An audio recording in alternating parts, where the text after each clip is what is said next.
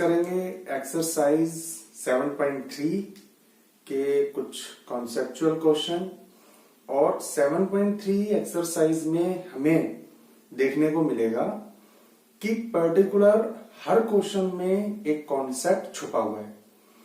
तो क्वेश्चन के थ्रू हम कॉन्सेप्ट को समझेंगे और उनकी बारीकियों को समझने की कोशिश करेंगे।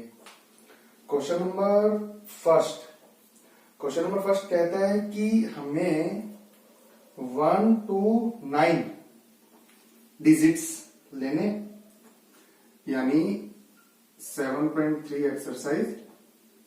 तो 1 2 3 4 5 6 7 8 9 1 to 9 डिजिट्स लेने हैं और उससे हमें 3 डिजिट का नंबर बनाना है। और रिपीटिशन है ना, रिपीटिशन अलाउ नहीं है। तो सबसे पहले तो हमें यह समझना है कि ये परम्यूटेशन का क्वेश्चन है या कॉम्बिनेशन के कॉन्सेप्ट का क्वेश्चन है। तो हमें रैंडमली कोई सी भी 3 डिजिट लेनी है और उस 3 डिजिट से मिल करके एक नंबर को सोचना है। कोई सी भी 3 डिजिट ले लीजिए, मान लीजिए 5 7 8, और उस 3 डिजिट को अगर मैं शफलिंग कर दूं, 3 डिजिट में शफलिंग कर दूं, जैसे उनके ऑर्डर को हम लोग चेंज कर दें, है ना, 5 7 8 को कर दें 7 8 5, तो कुछ नया बना या वही रहा, नया नंबर बना। अगर नया नंबर बनता है ना तो क्वेश्चन हमारा परम्यूटेशन का है, और परम्यूटेशन के क्वेश्चन हम लोग बॉक्स बना करके सॉल्व करते हैं। तो हमें 3 बॉक्स बनाने होंगे, ठीक है, और रिपीटिशन अलाउ है नहीं, राइट। तो अभी अपने को करना क्या है कि इसको अपन कितने तरीके से फिल कर सकते हैं, 9, ठीक है। और फिर एक मेंबर इसमें चला गया। अब बाहर कितने फ्री हैं अंदर आने के लिए, 8, और सेम एक इसमें चला गया, 2 एंगेज हो गए। बाहर कितने डिजिट फ्री हैं यहां पे आने के लिए, 7। आप मल्टीप्लाई करोगे 72 इंटू 7, तो ये आ गया 504। समझ गए। और वैसे आप इसको फॉर्मूले के अकॉर्डिंग भी कर सकते हो कि टोटल 9 परम्यूटेशन का क्वेश्चन है, 3 लेने, तो ये आया 9 फैक्टोरियल अपॉन 9 माइनस 3 फैक्टोरियल, है ना, n factorial upon n minus r factorial. 9 into 8 into 7 into 6 factorial upon 6 factorial, cancel out, तो आप देखोगे 504। लेकिन हम इस मेथड को अडॉप्ट करने वाले हैं, ठीक है। क्वेश्चन नंबर 1 इसी तरीके से हम डिस्कस करेंगे question number 2। Next question number 2 को देखते हैं। क्वेश्चन नंबर 2 क्या कहता है? क्वेश्चन नंबर 2 बोलता है कि हमें 4 डिजिट का नंबर बनाना है और हमें कोई भी डिजिट रिपीट नहीं करना है। अब डिजिट की तो यहां इसने चर्चा नहीं की है कि कितने में से लेना है, तो हमें सारे डिजिट्स को लिख लेना है। 1 0 1 2 3 4 5 6 7 8 9, ठीक है। और रिपीटिशन तो करना ही नहीं है, फिर वही वाली बात आ गई, रिपीटिशन अलाउ ही नहीं है। और 4 डिजिट नंबर लेना है ना, तो आपको बना लेना है 1 2 3 4, ठीक। तो हमारे पास टोटल है 10 डिजिट। तो इस सीट को कितने तरीके से फिल किया जा सकता है? अब आप सोचोगे सर 10 तरीके से, नहीं, क्योंकि किसी भी नंबर के पहले अगर 0 बैठ जाता है ना, तो आप खुद बताओ क्या ये 4 डिजिट नंबर है या 3 डिजिट नंबर है? तो इट्स अ 3 डिजिट नंबर। तो यहां मैथमेटिकली, है ना, मैथमेटिकली 0 एलिजिबल है ही नहीं, 0 कहता मैं यहां नहीं बैठ सकता। तो इस सीट पे बैठने के लिए टोटल 9 डिजिट अवेलेबल है, राइट। और रिपीटिशन अपन कर नहीं सकते। एक यहां एंगेज हो गया। अब 0 जो पहले लॉक पड़ा था इसके लिए अब अनलॉक हो गया। तो इस सीट के लिए कितने, इस सीट के लिए भी 9। कैसे बताता हूं? अब आप कहोगे सर यहां तो 9 थे, एक जन एंगेज हो गया तो 8 बचे और एक 0, क्योंकि 0 यहां तो आ सकता है ना, जैसे 2078 तो हो सकता है, लेकिन 0278 ये तो 3 डिजिट नंबर है, ये 4 डिजिट नंबर है। ठीक है, तो एक मेंबर यहां एंगेज हो गया, टोटल 10 थे, 0 आ नहीं सकता था, इसलिए 9 काउंट किया। लेकिन अब वो ये वाला अनलॉक हो गया, एक यहां फंस भी गया तो भी टोटल 9 बचेंगे। तो 2 एंगेज हो चुके हैं, तो इसको 8 और इसको 7, तो ये आया 9987। आप इनको मल्टीप्लाई कर लेना, जो भी आंसर आता है अप्रोक्स कुछ इस तरीके से कि 81 है ना, फिर वो 8 से करने के बाद में जो आएगा फिर उसको 7 से आप कर लीजिएगा, जो आंसर आता है उसको यहां पे लिख लीजिएगा। Question number 2। ठीक है भाई, अब हम देखते हैं क्वेश्चन नंबर 3। क्वेश्चन नंबर 3 का कॉन्सेप्ट क्या कहते हैं, देखिए। क्वेश्चन नंबर 3 कहता है कि हमारे पास डिजिट्स हैं 1 2 3 4 6 7। 1 2 3 4 6 और 7, 1 2 3 4 6 7। ठीक है, और 3 डिजिट इवन नंबर, रिपीटिशन फिर अलाउ नहीं है, रिपीटिशन अलाउ नहीं है, 3 डिजिट इवन नंबर। ठीक है राइट। देखो मैं पहले भी आपको कह चुका हूं कि इवन नंबर का मतलब है सबसे पहले सीट पर आ जाएगा, तो इसमें से और इसमें से कोई सा भी एक नंबर यहां फिल होगा, लेकिन इस सीट को हम 3 तक, सबसे पहले इसी को फिल करना होता है। इस सीट को हम 3 तरीके से फिल कर सकते हैं, राइट। इस सीट को 2 से, 4 से और 6 से। ठीक है, लेकिन यहां एक मेंबर एंगेज हो गया, मान लीजिए 2 हो गया, मान लीजिए, है ना, तो बचेंगे कितने, 5 मेंबर। रिपीटिशन अलाउ नहीं है ना, तो इस सीट को फिल करने के लिए 5, एक मेंबर यहां एंगेज हो गया, एक यहां हो गया, टोटल बाहर कितने बचेंगे, 4। तो ये कितना आ गया, 60। बस समझ गए। Question number 3। क्वेश्चन नंबर 4 पे चलते हैं। क्वेश्चन नंबर 4 क्या कहते हैं, 7.3 एक्सरसाइज। क्वेश्चन नंबर 4, हमें डिजिट 1 2 3 4 5, 1 2 3 4 5, ठीक है, और 4 डिजिट नंबर बनाने। ओके, परमुटेशन कॉम्बिनेशन का क्वेश्चन किसका क्वेश्चन है वो चेक तो आप कर लेना। 4 डिजिट नंबर बनाने, ठीक है, और इसमें किसी भी डिजिट को रिपीट नहीं करना, किसी भी डिजिट को रिपीट नहीं करना, ठीक है ना, रिपीट नहीं करना, तो सिंपल से, ठीक है भाई।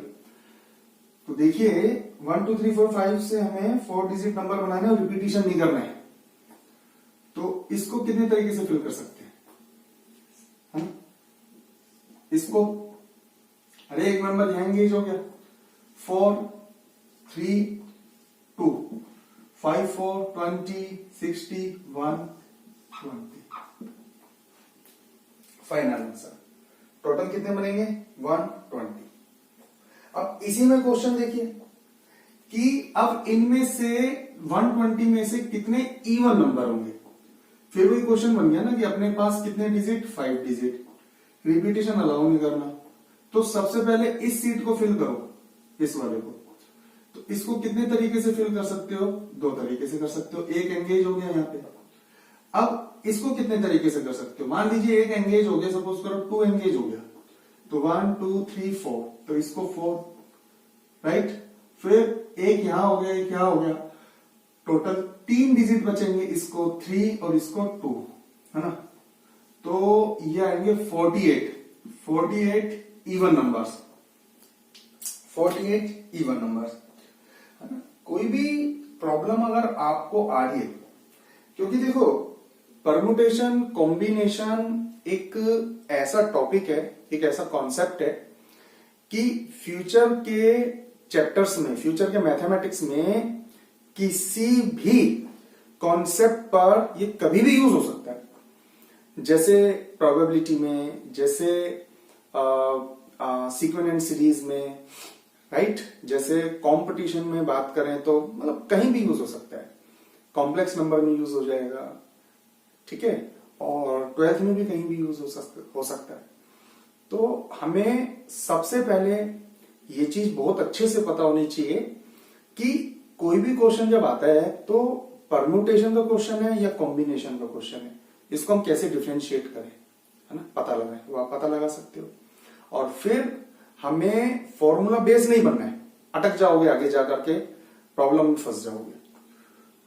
तो अब इस क्वेश्चन को सॉल्व करने के लिए हमें हमेशा बॉक्स का ही यूज करना है, ये ध्यान रखना, ठीक है भाई। तो ये क्या हुआ कि 48 है ना, टोटल इवन नंबर आने वाले हैं। तो ये हुआ क्वेश्चन नंबर 4, ठीक है भाई। अब हम डिस्कस करेंगे क्वेश्चन नंबर 5 को।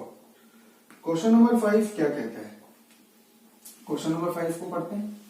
देखिए क्वेश्चन नंबर 5 बोल रहा है कि हमारे पास टोटल 8 मेंबर है ना, 8 मेंबर की एक कमेटी है, ऐसे समझो कि ग्रुप है, ठीक है। उसमें से हमें एक तो प्रेसिडेंट लेना है और एक लेना वाइस प्रेसिडेंट, 2 सीट फिल करनी है ना। तो टोटल 8 मेंबर है अपने पास में, 1 ऐसे समझो कि 1 2 3 4 5 6 7 8, ठीक है। और उसमें से हमें 2 सीट फिल करनी है, एक पे प्रेसिडेंट और एक पर वाइस प्रेसिडेंट का सिलेक्शन करना है। अच्छा, फिर एक मेंबर को एक से ज्यादा पोजीशन पे नहीं रह सकता, है ना, एक से ज्यादा सीट कवर नहीं कर सकता है। जो प्रेसिडेंट बन गया फिर वो यहां के लिए एलिजिबल नहीं है, और सीधी सी बात है रिपीटिशन नहीं होगा यार। इस सीट को कितने तरीके से फिल कर सकते हैं, टोटल कितने कैंडिडेट है, 8 कैंडिडेट है। एक जो यहां एंगेज हो गया अब वो इधर नहीं आ सकता, राइट। तो इस सीट के लिए कितने कैंडिडेट एलिजिबल होंगे हमारे पास में, 7, सीधी सी बात है, कितना आ गया 56, सिंपल 56। कॉन्सेप्ट को समझना, बस आप कॉन्सेप्ट को पकड़ लेना।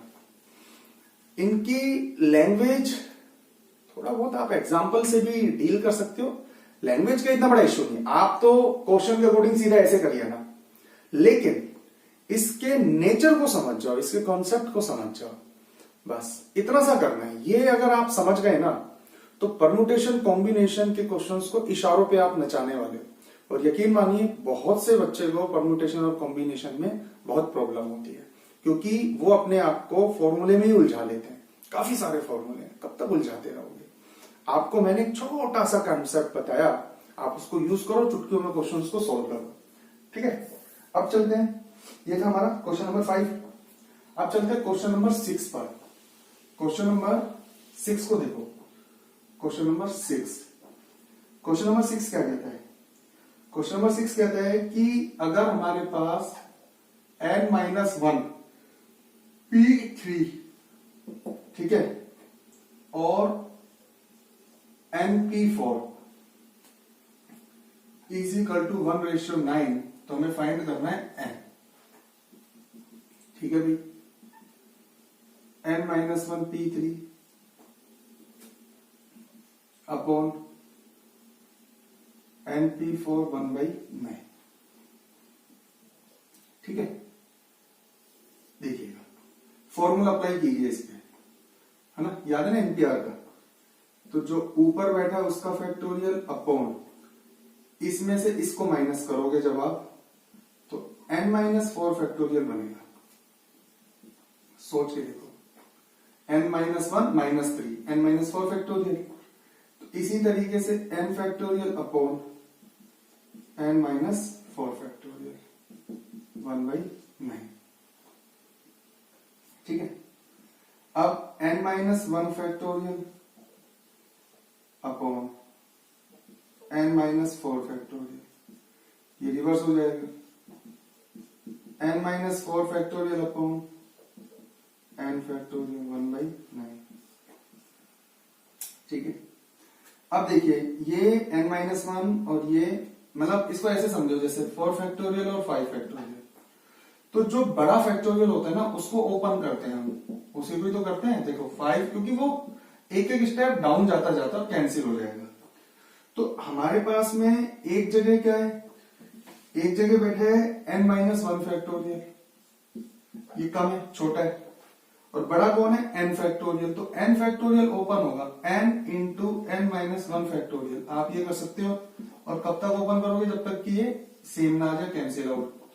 तो 1/n इज इक्वल टू 1/9। तो finally n is equal to 9, n is equal to 9। Actually में पता है आपको करना क्या है, इससे इस स्टेप पे भी आ जाओगे और इससे इस स्टेप पे भी आ जाओगे। मेन चीज है इनके कोऑर्डिनेशन को समझना कि दोनों में से बड़ा कौन है, बड़ा ये है। इसको तब तक एक एक कम करके ओपन करते जाओ जब तक कि ऊपर वाला नहीं आ जाता, क्योंकि इनको कैंसिल करना होता है। बस इतना सा कॉन्सेप्ट है। क्वेश्चन नंबर 7, क्वेश्चन नंबर 7 को आपको डील करना है। और बाकी के जितने भी क्वेश्चंस इस एक्सरसाइज के बच रहे हैं, हर एक क्वेश्चन एक डिफरेंट कॉन्सेप्ट को लेकर के बैठा है, और हम क्वेश्चन के थ्रू ही उस कॉन्सेप्ट को समझेंगे और एक एक क्वेश्चन को डील करेंगे। नेक्स्ट लेक्चर में मिलते हैं उन सारे कॉन्सेप्ट के साथ में। और आपको इतना जरूर करना है कि इसके सारे कॉन्सेप्ट को साथ लेते हुए चलना है, पीछे के सारे लेक्चर को देखते हुए चलिए, पीछे के सारे क्वेश्चंस को सॉल्व करते हुए चलिए। फिर आपको आगे के क्वेश्चंस को और उनके कॉन्सेप्ट्स को समझने में कोई प्रॉब्लम नहीं होगी। तो मिलते हैं नेक्स्ट लेक्चर में। Good bye.